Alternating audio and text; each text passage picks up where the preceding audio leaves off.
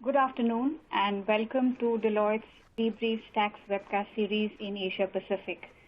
Our webcast today is from our indirect tax series, and it's on the updates on Regional Comprehensive Economic Partnership Agreement, or the RCEP in short, and we'll also cover updates on the free trade agreements related origin documentation audits. My name is Payal Tuli. I'm a tax partner based in Singapore, and I have the pleasure of hosting today's webcast. I'm pleased to introduce our speakers today, where we are joined by Mengyu Wong. Mengyu is a tax and legal partner based in Singapore. He also leads the Global Trade Advisory practice for Southeast Asia and regularly advises clients in navigating their investments into Southeast Asia from a market access perspective involving movement of goods, services, as well as investments. Next, we have David Ware. He's a partner with our Australia office. David is based in Melbourne and leads the customs and trade practice in Australia. He focuses on bringing innovative custom solutions to the market and is currently the global project lead for Deloitte's customs data analytics tool, the Global Trade Radar. Next, we have Dolly Zhang. She's a partner in our Deloitte China office. Dolly leads the Deloitte's customs trade practice for East China and is based out of Shanghai. She has close to 20 years of experience practicing in the area of customs and trade, having assisted many multinationals who have entered China over the last years. Next, we have Mitsuko Fukunaga. She's a partner in our Global Trade Advisory practice based in Tokyo. Prior to joining Deloitte, Mitsuko-san worked for a leading Japanese manufacturing company where she brings in-depth industry experience dealing with various customs and trade matters and optimized supply chain planning. And finally, we have Jing Kong Zhang. Jing Kong is a tax director in our Korea office, and prior to joining Deloitte, Jing Kong has served for Korea Customs for 26 years. He also worked for the World Customs Organization's AP office. You may access the bios of our speakers at the top left-hand corner of the screen. And before I introduce the agenda for today's webcast, I'd like to take a moment to highlight some of the features of the webcast console. First of all the users are on listen-only mode. So if you have any content-related questions, you can submit any time in the Q&A box at the bottom of the screen. We'll do our best to respond to your questions at the end of the presentation. Second, all the PC users, they can access the features of they can maximize or minimize each box at your convenience during the webcast. You may also explore the icons at the bottom of the screen. If you want to download today's slides and related publications, please go to the Downloads and Links box. On the other hand, mobile device users can view the slides and answer the survey on the screen. Thirdly, if you require an attendance record for this event, you can download your CPE certificate immediately following the webcast by clicking the Request CPE button icon at the bottom of the webcast console. Please note that we only offer CPE or CPD credits in certain jurisdictions. For more information, please visit our APDB's website. All right, so we can move on to the agenda for the session. For our session today, we'll start off with an overview of the RCEP and what it covers. We will then go into a more country-specific update entailing RCEP. We will cover updates pertaining to China, Japan, Korea, Australia, and Southeast Asia.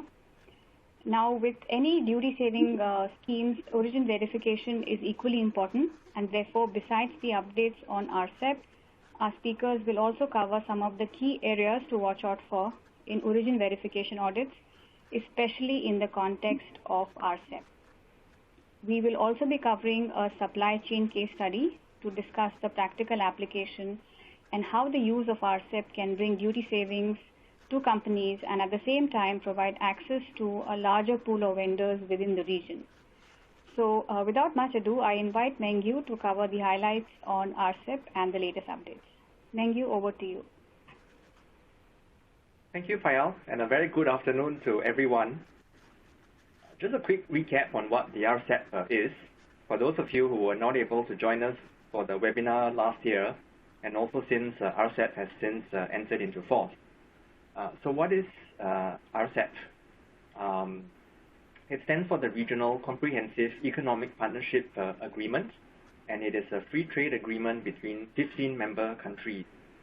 Touted as the world's largest FTA due to the fact that it comprises member countries which provide output of 30% of the global GDP and also a third of the world's population.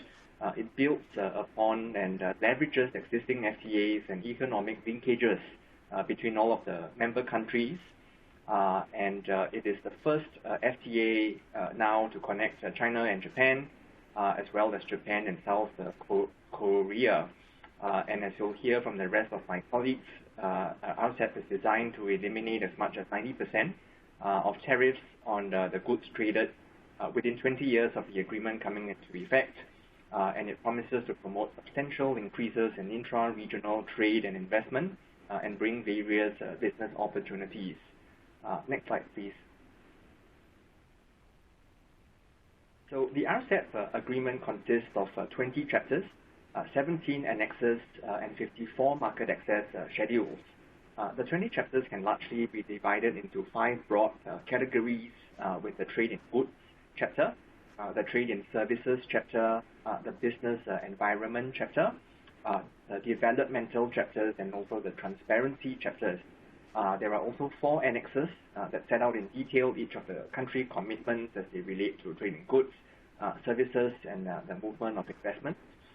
From a trade in goods perspective, the key benefits include the consolidation of the rules of origin from 5 separate FTAs, namely the existing ASEAN +1 FTAs, and it also allows for duty reduction for goods in sectors that have traditionally attracted higher duties, such as in the automotive, agriculture, and in consumer products. There's also a provision for self-certification of origin of goods, which will be covered in more detail by each of the country speakers later on. From a trade in services and an investment perspective, RCEP also has separate chapters that allow enhanced market access for provision of services and investments. So at this stage, I will just say that for those of you exploring expanding into the services sector and the different RCEP jurisdictions, it is now possible to check what are the enhanced commitments given by member states of the liberalizations in that sector, which can either be relaxations of equity restrictions that allow you to hold 100% in the particular sector, or for restricted sectors, which are typically the case for healthcare, telecommunications, defense, and public infrastructure works. The ability to either do joint ventures or to obtain a vendor registration as a foreign company, as long as the relevant criteria are met. So these are some of the enhanced commitments that have been given by the different RCEP member states.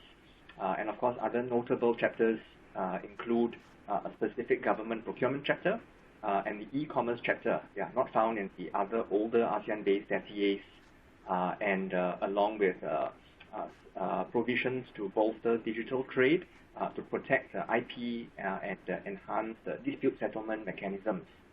Next slide, please. So this slide shows on the right the RCEP journey after 8 years of negotiations from 2013, resulting in the signing of the agreement on 15th of November, and then the whole ratification process throughout 2021, and finally the entry into force of RCEP on the 1st of January this year. And on the left, the table shows on the top the 7 ASEAN countries which have ratified the agreement, which have an entry into force date of 1st January 2022, other than for Malaysia, which enters into force on the 18th of March, leaving the 3 remaining ASEAN countries, which are Indonesia, Myanmar, and the Philippines, and which are still in the midst of their ratification process.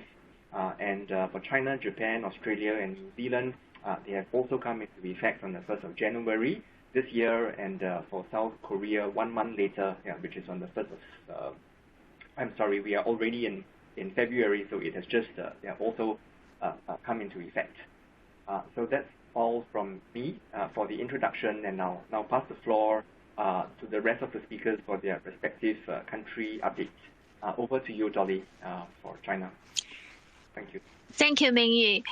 Next, I will share some China RCEP-related highlights, as well as some practical guidance to enjoy the benefit of RCEP for importing into China. RCEP will bring benefits through different dimensions, which is on global, regional, China, and business level. For China, it is believed that the RCEP entry into force will promote the establishment of a dual-cycle development pattern and the formulation of a new system for higher-level open-up economy. Recently, China government issued a guidance to push for the high-quality implementation of RCEP pattern and deepen reform via high-level opening up. The guideline outlines measures in 6 areas, which includes the high-quality development in trade and investment, manufacturing upgrade, standard cooperation, financial support, business environment, and supporting service for enterprises. Next slide, please. Although many of the trade facilitation measures have already been taken in some RCEP member countries, with the enforcement of RCEP, the trade facilitation will cover more fields and members. For example, regarding the clearance effectiveness, it has been agreed by RCEP members that they will try best to ensure the maximization of customs clearance during 48 hours after the goods arrival and the necessary information to be provided. Next slide. And also as a landmark, for the first time, China and Japan have reached a bilateral tariff concession agreement, under which both sides substantially reduced the tariff in a number of fields. So before the RCEP, only 8% of the Japanese industrial products exported to China are eligible for zero-duty tariff. Under the RCEP arrangement, China will exempt approximately 86% of Japanese industrial manufactured goods, which involves chemicals, optical products, steel products, engine parts, and auto parts. Also, more importantly, it is anticipated that the RCEP will speed up the negotiation on the China, Japan, and South Korea free trade agreement and boost confidence in the eventual conclusion of the agreement. Next slide. So from a practical perspective, I will also introduce some guidelines for companies to enjoy the FTA benefits of RCEP. Overall speaking, there are 3 steps for seeking the potential duty benefit under the RCEP. Firstly, the company needs to check whether the products could be covered under the tariff reduction scope, or it could enjoy a more preferential duty rate under the new RCEP arrangement. Secondly, the originating goods and country of origin needs to be identified. And finally, enterprise need to go through the required procedures by submitting application documents and enjoy the benefit. Next slide. Now, let's zoom into the 3 steps in more detail. In terms of the tariff reduction, which Mingyu have prepared a very good tariff reduction schedule. As you can see, there could be different scenarios of tariff reduction, including immediately reduced to 0 rate or reduced by phases. It's also worthwhile to noting the tariff reduction timing. For Indonesia, Japan, and the Philippines, the tariff will be reduced on the first day of April every year, and for the remaining, tariff will be adjusted in the first day of January each year. Next slide. The second step, which is very important, is reviewing the country of origin. Country of origin is an essential concept and the goods where to source does not necessarily mean where to be originated. So depending on the scenario, we will need to apply different origin rules to determine the appropriate country of origin. And also, it should be noted that for under the RCEP, for chemical reactions, there should be a chemical change, physical change, such as dissolving in water and could not qualify. So there's a lot of things to be examined in order to confirm the origin. Next slide. Yeah, last but not least, the importer need to qualify for the procedure requirement. An importer could claim the preferential tariff treatment upon the goods importation.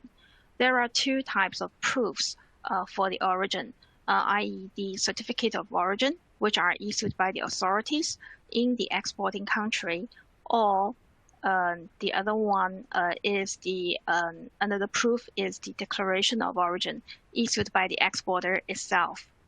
RCEP introduced an approved exporter mechanism, and once the exporter obtained the authorization from the local authority in accordance with the local law and regulation, it can issue the declaration of origin by itself. And this concept is actually quite new to China. Only 2 months ago, China Customs issued a localization rule of the origin, and under which there are 3 conditions to be satisfied in order for a company in China to qualify for this.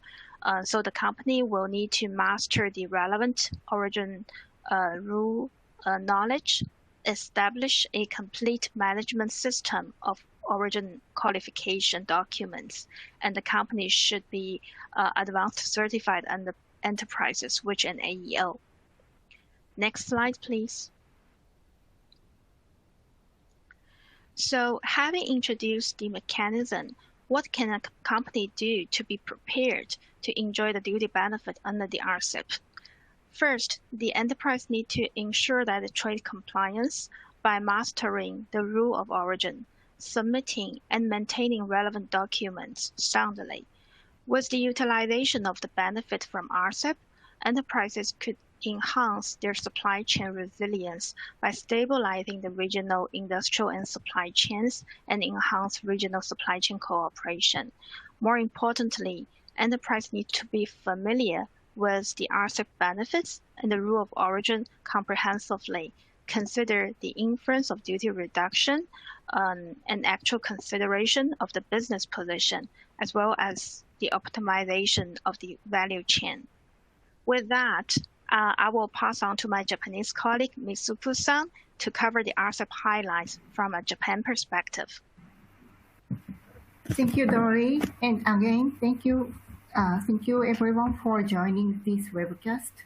In this part, I'd like to explain RCEP highlights in Japan and necessary procedures for origin certification. Next slide, please. First, please let me explain import concerning customs duty. In Japan, RCEP became effective on January 1st this year. As Dory explained, RCEP is the first FTA with China and South Korea for Japan. As for customs duty for goods imported into Japan, 88% of tariff lines will reduce to zero for products originating in ASEAN, Australia, and New Zealand, and 86% of tariff line will reduce to zero for products originating in China. Further, 81% of tariff lines will reduce to zero for products originating in South Korea. With regard to industrial products, chemical products, and textiles, customs duty of almost all goods were eliminated immediately at the time of entry into force, or will be eliminated gradually. On the other hand, some important agricultural products such as rice, pork, sugar were excluded from the goods subject to customs duty elimination.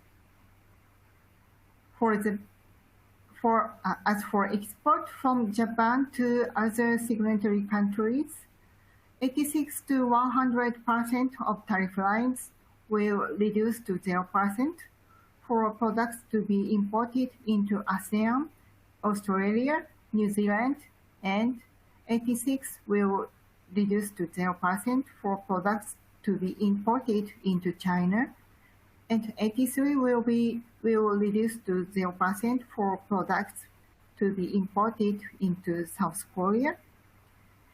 So we expect companies having supply chain network between Japan and other signatory countries, especially China and South Korea, will enjoy the impact of customs reduction or elimination by the effectuation of RCEP.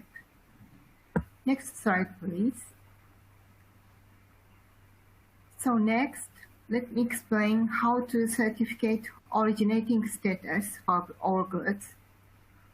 For import into Japan, there are 3 schemes to certificate, that is, a certificate of origin issued by third party. Next is self-declarations issued by approved exporters and self-declarations by importers. However, it is important to note that option 3, that is self-declarations by importers, is approved only for the products originating in Australia and New Zealand, at least at this moment. As for self-declarations, that is option 2 and 3, there is no official format, so only minimum information requirements provided in the agreement should be covered. For export from Japan, concerning third-party certification scheme, exporter and or manufacturer needs to apply for issuance of certificate of origin to Japan Chamber of Commerce, as well as other Japan-related EPAs. Concerning approved exported scheme, Japanese METI started to receive applications from January 4th this year. Next slide, please. So lastly, please let me explain the important points to utilize RCEP appropriately and avoid compliance risk from Japan Customs perspective. Following the effectuation of RCEP, Japan Customs Authority checks whether the products can enjoy duty reduction under RCEP by satisfying rules of origin. If it is difficult to determine whether the product can satisfy rules of origin, it is recommended to apply Japan's customs ruling. Japan Customs started to receive ruling application under RCEP from December 10 last year. The Customs Authority of importing country make a written request for additional information from the importer.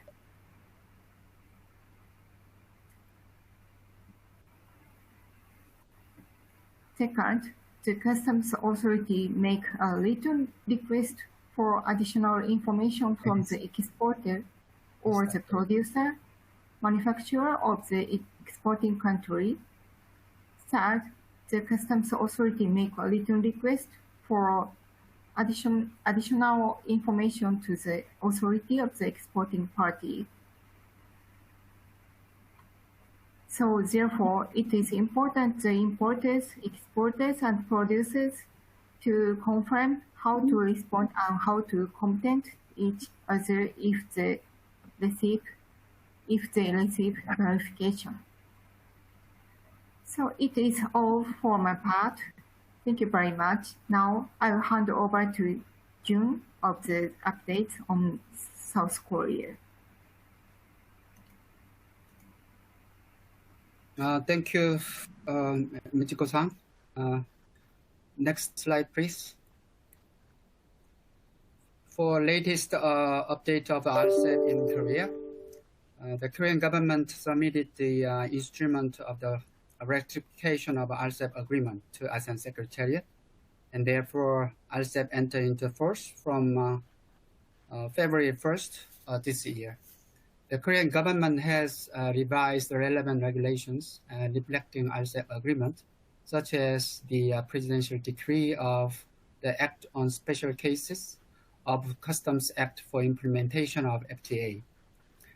For the purpose of the application of approved exporters, Korea Customs is now receiving application for approved exporter for RCEP implementation, and especially for existing approved exporters, the simplified procedures are applied.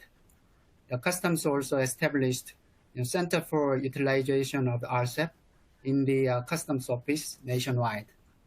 Next slide.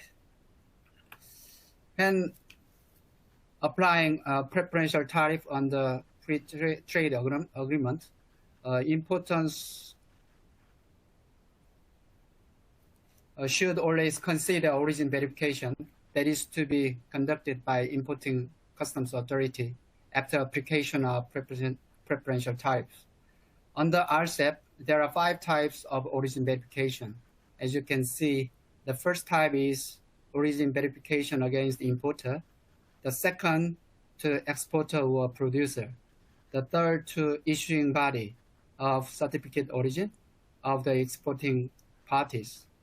The fourth is to visit to exporter or producer of exporting countries.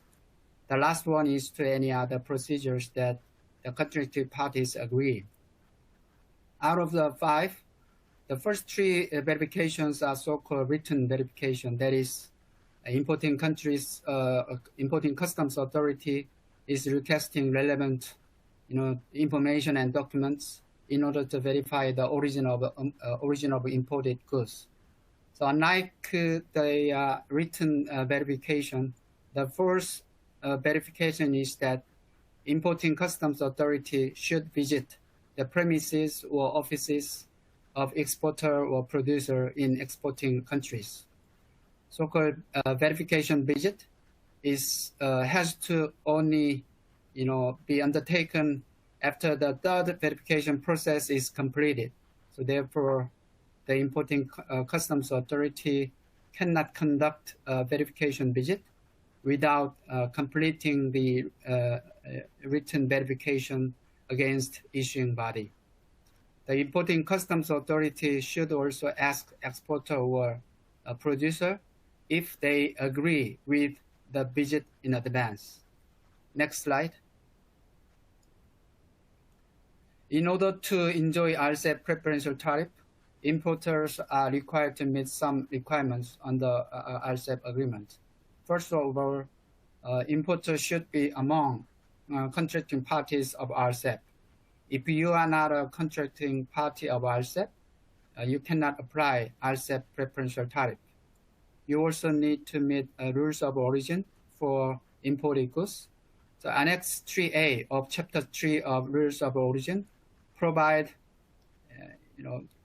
the product-specific rules for each HS code. Under RCEP, PSR is mainly CTH, that is change in tariff heading, or RVC, regional value contents. You also need to submit a certificate origin, which are issued by third-party issuing body, such as customs authorities or Chamber of Commerce. So if you are approved exporter, you also need to declare its origin in shipping documents. You need to satisfy direct shipment principle in which the imported goods are transported directly from exporting countries to importing country. So if the goods are transported through non-contracting party before arriving importing countries, you should prove that the goods are not undergone any processing in the non-contracting party or remains under the control of the customs authority of the non-contracting party. So once you meet all those requirements, you can enjoy preferential tariff under free trade agreement. Next slide. So in order to respond to origin verification, you need to prepare necessary documents. Those are shipping documents and documents for product information, such as product catalog. Documents for HS code, such as customs ruling of HS classification of the goods.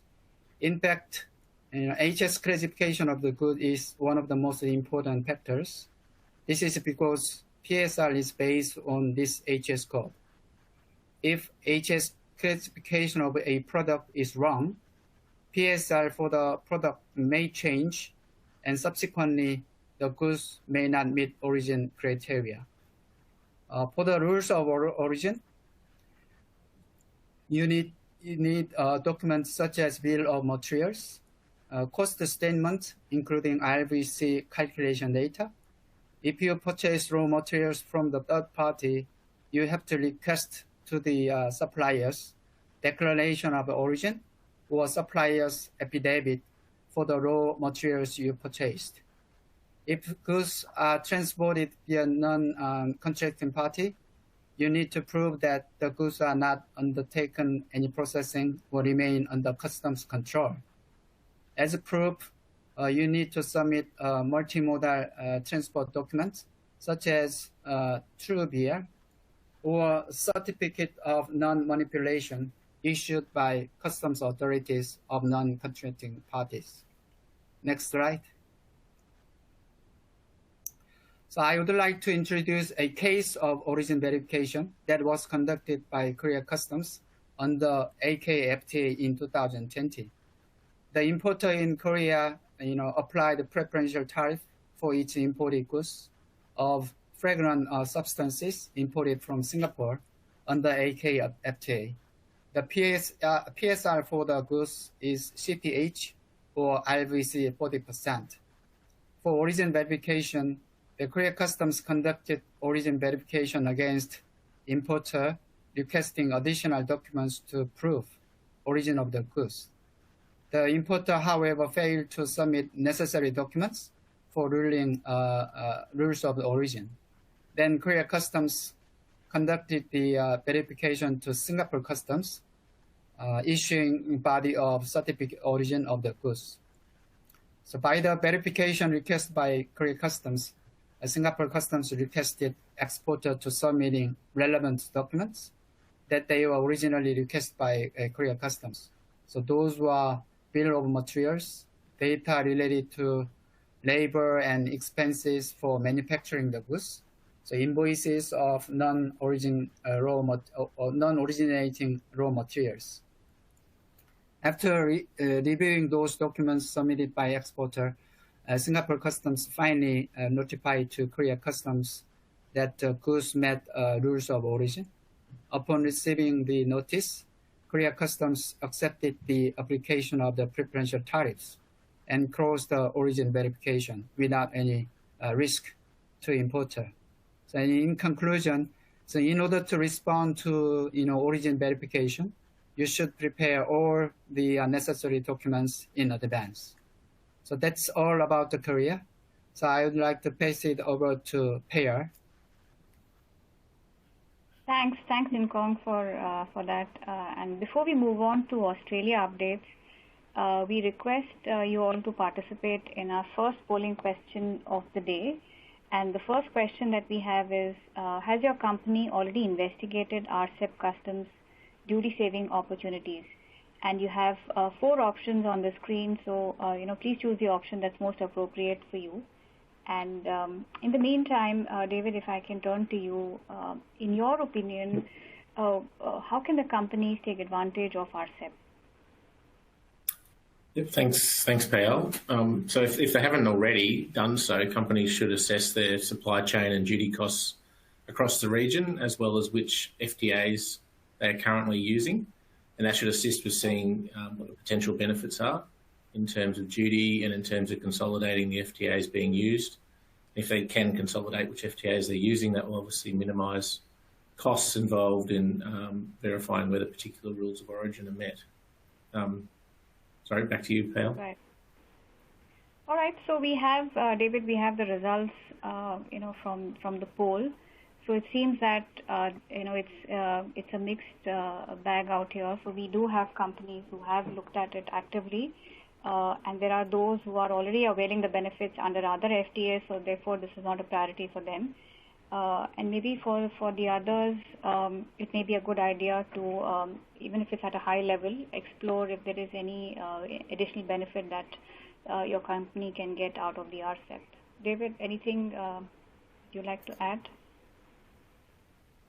No, I think that makes sense, and it's interesting. There's still quite a few companies there that are not yet, but are planning to start soon and looking into RCEP. So obviously, recommend you get onto that as soon as possible. Right. All right. So if we can move on to the second polling question of the day.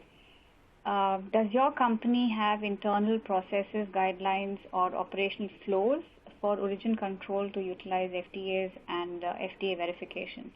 So we have 5 options on the screen, so please choose the one that's most appropriate for you. In the meantime, Dolly, I'd like to ask, do you have the impression that the inquiries on origin verification are increasingly becoming more aggressive? Yes, Payal. I do have the impression. So previously, China Customs, I would say, more focused on the formality review to ensure the procedures are fulfilled and the importation information are consistent. Nowadays, we see it more trend that China Customs are more focused on the substantial review. To look through the supply chain and validate whether the origin requirements are satisfied in order to make sure there's no short payment, short collection of duty. Right. Okay, so we have the results from the poll. Here, it's great to see that we have a fair bit of, a large proportion of companies that do have internal guidelines and processes for FTA verification. But then there is about 21%, and I'm assuming the ones who are in the last category, maybe they are not using the benefits of an FTA, and therefore this question is not applicable to them. I guess for those companies who are still not entirely, if they don't have very specific or very detailed guidelines in terms of origin verification, it's a good idea to start putting that process in place now, given that these audits are becoming increasingly more frequent and also increasingly more aggressive. All right, with that, David, we'll move on to you for Australia. Great, thanks, Payal. So for Australia, RCEP does not add any new countries to Australia's existing free trade agreement network. This was not the case initially when India was part of the negotiations. However, their decision to drop out of negotiations in 2019 meant that RCEP, at least from an Australian perspective, is only an alternative to existing free trade agreements that Australia already has in place with all other RCEP members. So under RCEP, 90% of goods exported by Australian businesses to other RCEP countries receive immediate duty-free access, which increases to 94% at full implementation. 75% of imports from RCEP countries into Australia receive immediate duty-free access, and this increases to 93% at full implementation. So while RCEP is an alternative to existing free trade agreements for Australian imports and exports, there are a number of reasons why it's an attractive alternative. There are currently unilateral FTAs in place with China, Korea, Japan, New Zealand, Singapore and Thailand, plus the Australia-New Zealand-ASEAN Free Trade Agreement, as well as the CPTPP, which currently includes a number of RCEP countries, those being Australia, Japan, New Zealand, Singapore and Vietnam. And this means that there are now 3 options for goods sourced from Japan and Vietnam in terms of which FTA to use for trade between Australia and those countries, and actually 4 options for Singapore. But in saying that, RCEP is the most comprehensive in terms of membership. So rather than having to navigate multiple sets of rules of origin, assuming that the RCEP rules are at least equal or better to the existing rules of origin, then utilising one set of rules of origin across the region will be much easier for businesses to manage and navigate. Furthermore, the ability to accumulate content across the region provides an advantage for using RCEP, as under RCEP, content can be accumulated across member countries for the purposes of qualifying goods. This should in itself make it easier for rules of origin to be satisfied. So if, for example, goods currently do not qualify under the China-Australia Free Trade Agreement due to some Japanese content in the product, under RCEP, there is the ability to count the Japanese content as qualifying content when determining if the goods meet the rules of origin. So this should open up more opportunities for truly regional supply chains to take advantage of such a comprehensive free trade agreement. In saying that, one thing that RCEP appears to have fallen short with is the direct consignment rules that apply even when goods enter RCEP member countries en route to their destination. The same rules apply regardless of whether the third country is a member of RCEP or not. That is that the goods must remain under customs control and not undergo any further processing activities other than logistics activities. So in the case where goods are made in China, for example, and are shipped via Singapore to Australia, and in doing so enter Singapore and are stored in a non-bonded warehouse, the original certificate of origin or declaration of origin is only part of what's needed to use RCEP. There would then be a need for a back-to-back certificate of origin or declaration of origin to be obtained in Singapore. And this adds another level of complexity that arguably could have been avoided if this requirement did not apply to goods that are shipped through another RCEP member country where they're not further processed in that country.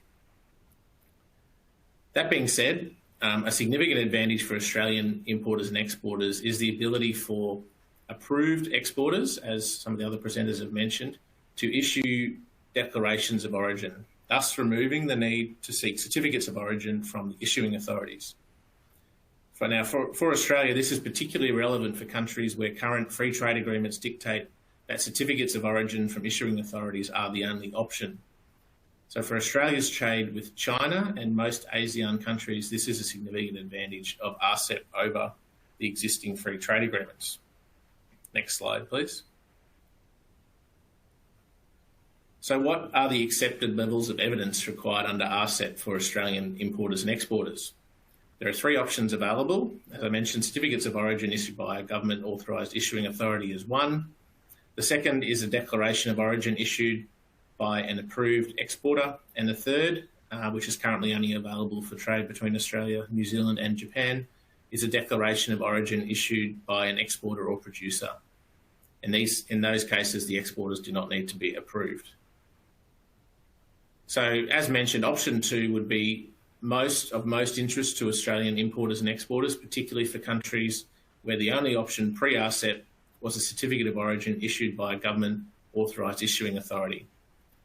For Australian exporters, approved exporters are currently limited to Australian trusted traders, and the Australian Trusted Trader is Australia's AEO, Voluntary Supply Chain Security Program. There are approximately 850 members, and it is possible to search online to see which importers and exporters are current members. There is also potential that Australia may expand the opportunity to be an approved exporter beyond trusted traders, but no announcement has been made on that point to date. So for Australian exporters to China and to many of the ASEAN countries, that is those that do not offer a self-certification option under existing FTAs, there is an opportunity to take advantage of the declaration of origin option to remove the need to pay for and seek certificates for every shipment from issuing authorities. That option exists now for trusted traders and is now, of course, another reason that exporters may seek to join the Australian Trusted Trader program. In terms of imports into Australia using the declaration of origin option, Australian importers should be particularly interested in and press their suppliers to become approved exporters, particularly in China and other countries where self-certification is not an option under existing FTAs. So with that, while RCEP doesn't extend Australia's FTA network to any new countries, it offers some important practical benefits in terms of accumulation and in terms of certification of origin requirements, particularly for trade with China. So with that, I'll pass on to Meng Yu for the next section. Thanks, David. So last but not least, let me go through some of the key updates for RCEP in Southeast Asia. Starting first with Singapore. Singapore was the first country to ratify the agreement in April last year. And like Australia, RCEP does not add any new trade lanes since it already has FTAs with all of the other 14 member countries. It is still keen on RCEP due to the improved provisions in the opening up of services sectors, particularly for Singapore-based companies looking to go out into the North Asia countries like China, Japan, and Korea. The IP chapters are also important for Singapore as they ensure that intellectual property that's being brought to the other countries out of Singapore would continue to be protected and would allow companies the time that it needs to commercialize on the R&D and all of the investments that have gone into creating the intellectual property. So signing on to RCEP quickly also provides a very key message to both the regional and international trading community that the country continues to be trade friendly and open to investment.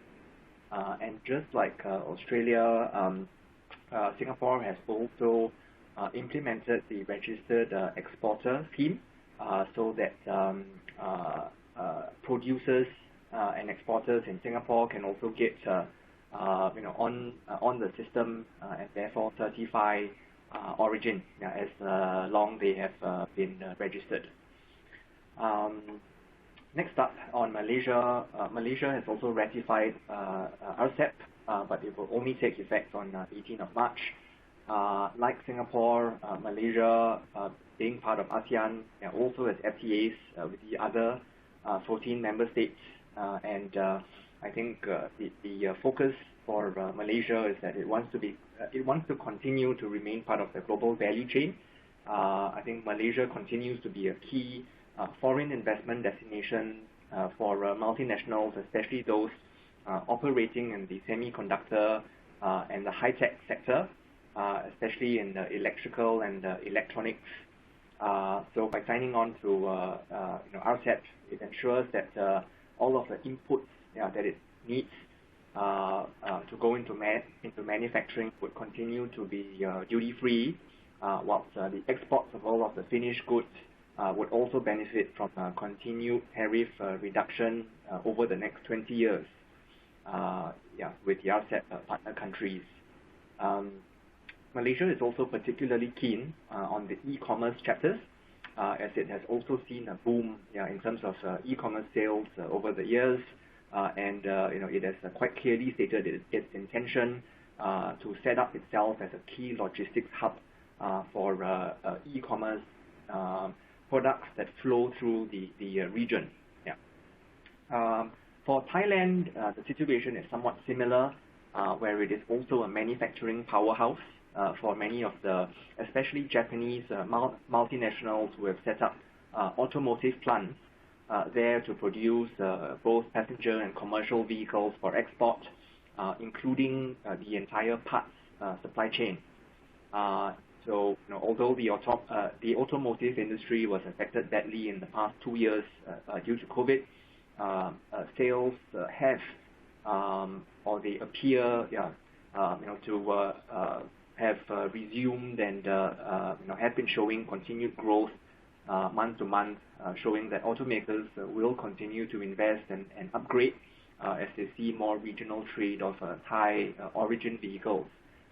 In addition to the auto sector, the food and beverage sector, agriculture, and the retail and tourism industries are also key sectors for Thailand. Next up, Vietnam, the fastest growing economy within Southeast Asia, largely as a result of relocations or expansions of factories outside China, relying on, of course, the very low cost base and the increasing infrastructures that are being put in place to allow large-scale manufacturing in all sorts of industries like electronic and electrical goods, apparel, consumer products, and increasingly also automotive parts. So RCEP will benefit Vietnam by facilitating the supply chain in terms of imports of electronic chips, for example, and related materials from Japan and South Korea, and various other inputs from China that would allow it to produce IT goods domestically for export and take advantage of the tariff preferences provided under RCEP.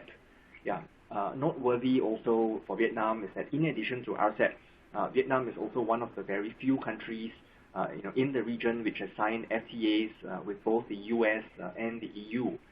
So this puts Vietnam in a very attractive position as it allows its exports not only to go back into the RCEP countries, but also into large consumer bases in both Europe and in the US. In the interest of time, I will not go into too much detail for the two remaining countries, but both Cambodia and Brunei have also signed up to RCEP, and it's also effective for both states from 1st January 2022. So if there are any specific questions that you have on Cambodia or Brunei, feel free to leave a question in the chat box. Next slide, please. So this slide shows the overview of the ratification progress for the remaining 3 ASEAN member states which have not yet ratified RCEP. Firstly, Indonesia, as Southeast Asia's largest economy, is likely to ratify its membership in the first quarter of 2022. So there is a parliamentary commission overseeing trade rules that has approved the ratification, and its endorsement will need to be brought to a wider parliamentary vote in the first quarter of 2022. For Myanmar, as you all know, since the coup in 2021, there has been no express indication of ratification of the agreement. For the Philippines, in September last year, President Duterte has brought it to the Senate for concurrence. It has not been ratified, before 1st of January, but the Department of Trade and Industry, the DTI, has publicly reached out to urge the Senate to quickly ratify the RCEP. So we should also expect that Philippines would see the RCEP coming into force within this year. Next slide, please. So I'll end off with a very short case study of a recent RCEP planning exercise or a project that we have worked on, and also involving all of the speakers on the call today. And this project involves the comparison of duty rates, rules of origin, and operational procedure rules involving third country invoicing across various countries. The subject matter in this case concerns the import and export of certain chemical products, and involves a new business opportunity for a trading multinational who was looking at sourcing products from a manufacturer in Korea, where the destination markets were Indonesia, Philippines, Thailand, Vietnam, Australia, and China.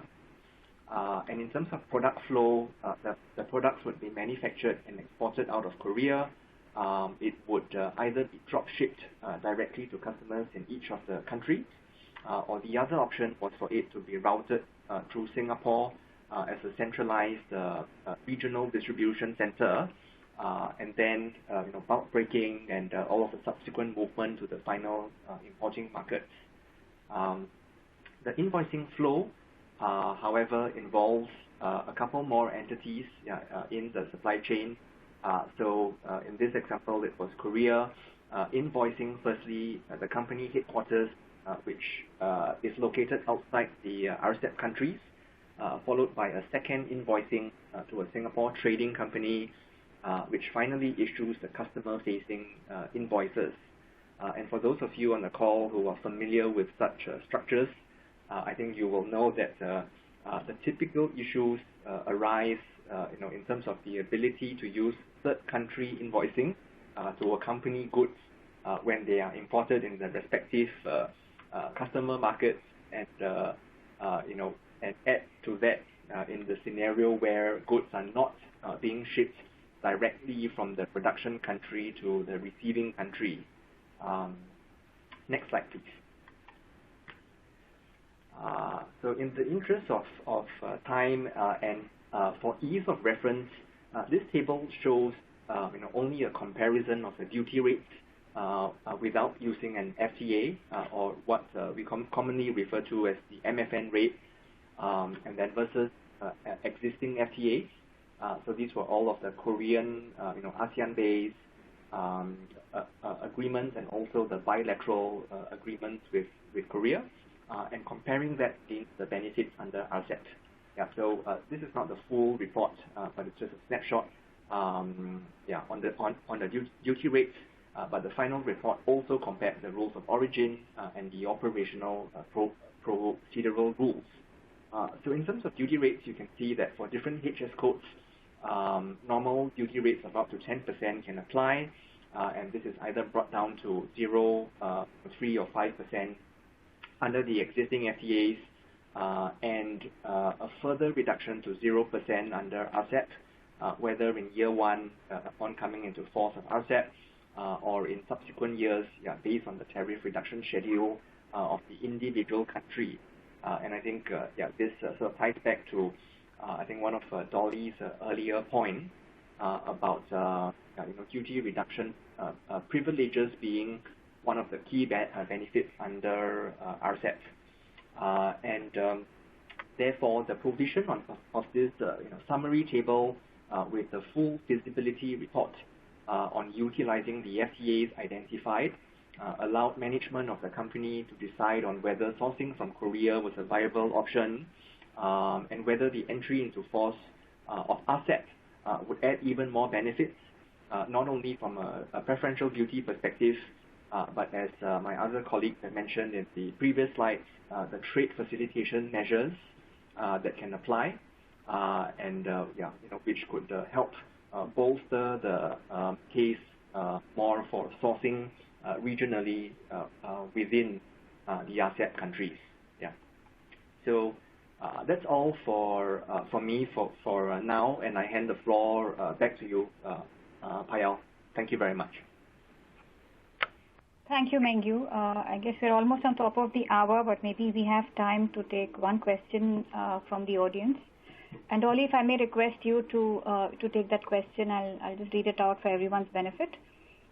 Within our organization, we had an analysis between RCEP and FTA based on our HS code, and apparently the existing FTA tariff, which is the China-Korea FTA, exemption or concession is better than RCEP. So would that mean that RCEP is not always a better trade agreement? Thank you, Payal. So regarding this question, I think in terms of the duty rate concession, you may say that RCEP duty rate is not necessarily lower compared with the others. This is because the RCEP duty reduction is negotiated based on 2014 MFN rate. However, as David mentioned earlier, I think the benefit of RCEP is it will provide a variety of choices amongst your product group that you can select and review that over a period of time, which FTA will be more beneficial. And secondly, I think RCEP can also provide a regional aggression calculation, which may also bring some benefit to the overall origin calculation. And therefore, although the rate may not necessarily to be the lowest, but it do provide additional option and potential additional practical preferences. Then for company perspective, as Mengyu indicated in his case study, you can always at the starting point review which duty rate under which FTA may be more beneficial, and then re-engineering your supply chain in order to optimize the duty rate. Thank you. Right. Thanks, Dolly, for that. And unfortunately, that's all we have time for. Mengyu, Jinkong, David, Dolly, and Mitsuko-san, thank you so much for your inputs, and special thanks to all of you who were able to join us today. We would like to encourage you to fill out the short survey that will pop up on your screen momentarily and tell us what you think about today's program. If you joined us late, please note that this presentation will be archived for future viewing. If you feel that the others would benefit from this webcast, please forward them your confirmation email or have them visit the debrief website at deloitte.com/ap/debrief. We will respond to all the questions submitted during the webcast in a couple of weeks. Also, if you think that there are any other questions or comments later, please feel free to reach out either to me or to any of our speakers, and we'll be more than happy to talk to you. Also, please don't forget to tune into our next scheduled webcast from the Indirect Tax series on 15th Feb, titled Malaysia Indirect Tax Special Voluntary Disclosure and Amnesty Program. Thank you once again for your participation. Goodbye and have a nice day.